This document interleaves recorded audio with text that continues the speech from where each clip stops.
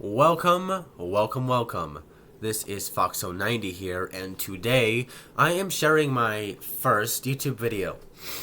I say that with quotations because it's not really my first YouTube video. I've done tons of YouTube videos. However, none of them stood longer than a week, and it has been a while since I've done one. There's been lots of times where I've been like, this is the one, and then I just take it down. Or I don't even do it. I don't even release it. So, this is the one. I've been hyping it up. October 13th is here.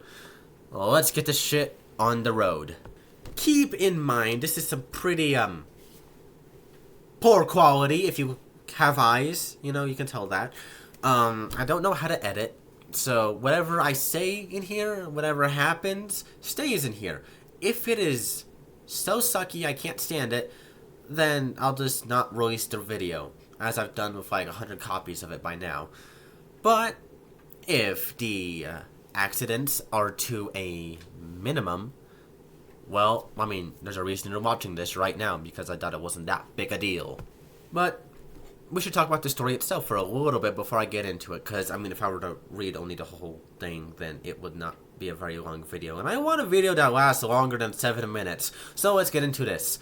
So, the Wendigo of the South, once known as Absolute Carnage, dumb name I know, it is inspired by two central things. It has influences from other stories and my own imagination, but the central two things that led to its creation, led to its inception, is one, the story of the Palmyra Wolves. If you've never seen that before, there is a really good Mr. Bond video on it. And then two is my own personal horror story. I've shared it a couple times over on X. My X is at FoxOG90. It is where I have lots of stuff. Warning, you may get offended if you are easily offendable.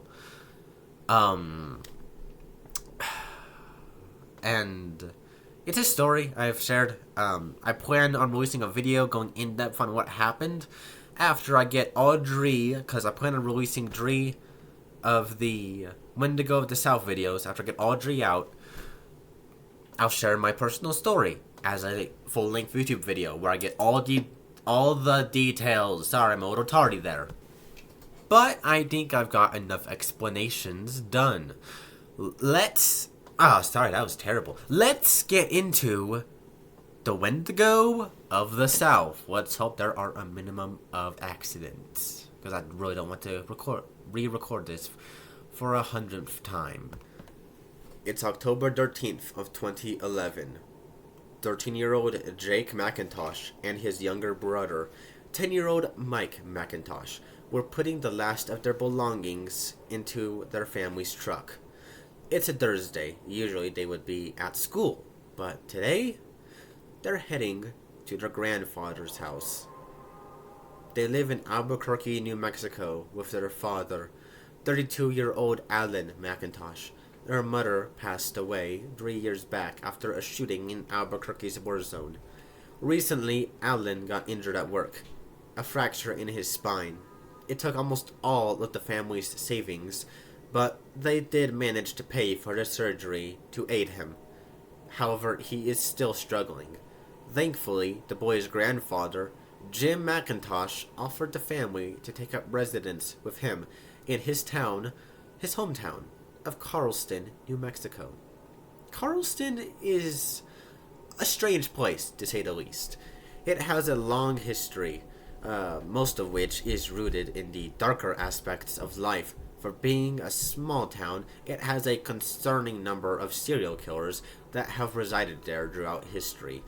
And there are too many reports of the paranormal to be a mere coincidence. The latest in these reports adds up to a cryptid called the Wendigo Wolf, and because that name kinda sucks, it's known more commonly as either the Carnage or Wendigo of the South. Reported to be responsible for several missing people and alleged cougar attacks. But this didn't raise many red flags, if any. Nobody outside of Carlston, save for people who spend too much time on the internet and YouTubers and ghost hunters, whatever, really bought into the idea of a wolf Wendigo monster stealing children away in the dead of night and then feasting on their flesh. It sounded like something out of Bad Nightmare. Something someone maybe had too much weed before seeing. Or, sorry, acid. That's the drug that does that stuff.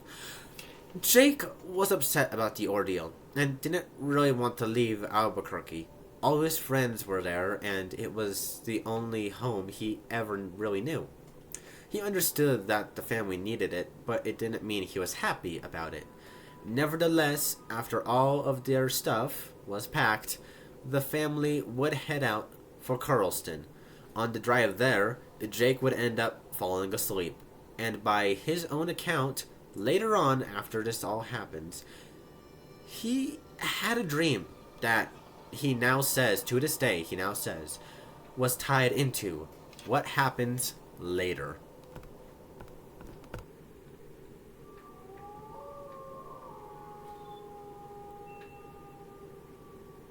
In the dream, Jake was in front of his grandfather's house, or what he could scrap together in his psyche based on childhood memories and photographs he's seen.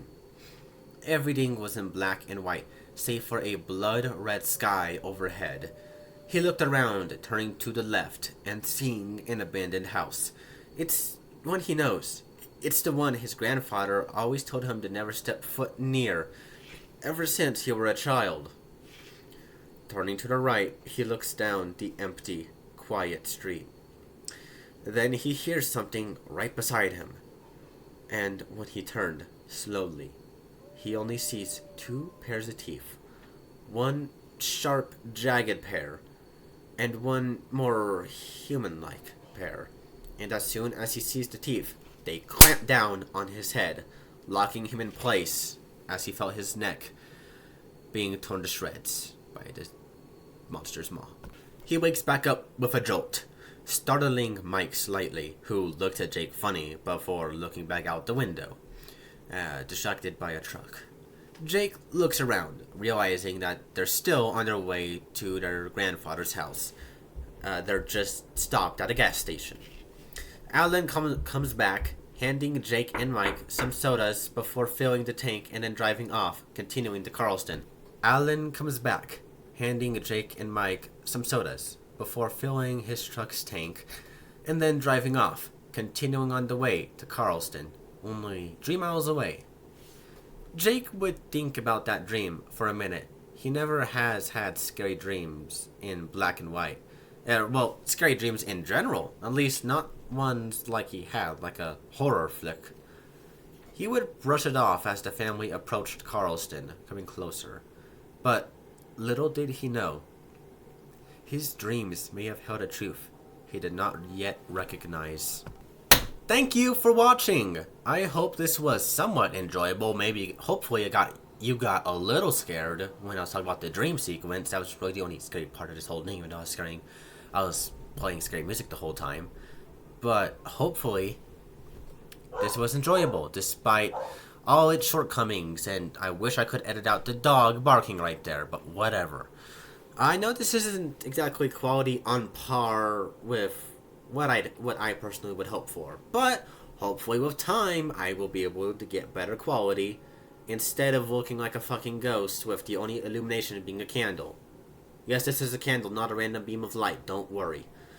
Part 2 will be coming out. I haven't decided when, but I will let you know when I get that. But without any further ado, have a good day. I will see you again either on the next video or on X, depending on if you follow me there or not. Which, if you don't, by the way, I think you should. I say a lot of good stuff on there. Just try not to get offended. Actually, no, that's not a way I should invite people. If you get offended easy, then don't check it out. Otherwise, you'll just don't if you get offended easy. But if you don't, you know, it's some pretty good stuff. Okay, that stretched on way too long. Have a good day. I'm going to fuck off now. See you later.